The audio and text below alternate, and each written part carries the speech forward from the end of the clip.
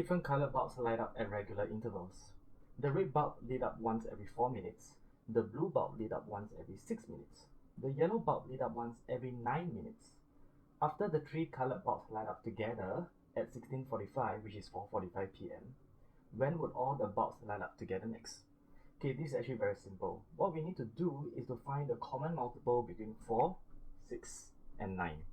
So how do we find the common multiple? Okay, let's try to find that. Let's do it together. Let's take the biggest number first. So we have to write down the multiples of the biggest number. So it's 9, 18, 27, 36, 45.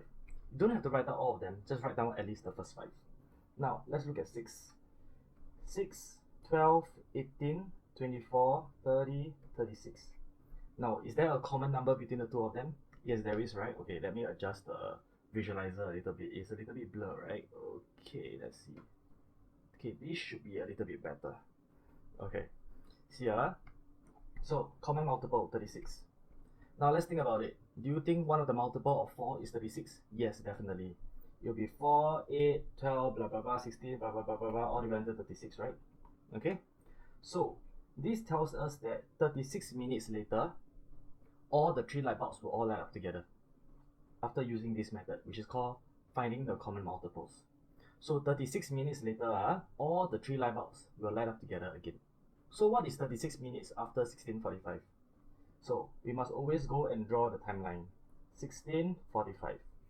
I know I want to add 36 minutes. Okay? Now from 16:45 to 17:00, here is 15 minutes. Okay? So 36 minus 15, that will be what? What is 36 minus 15?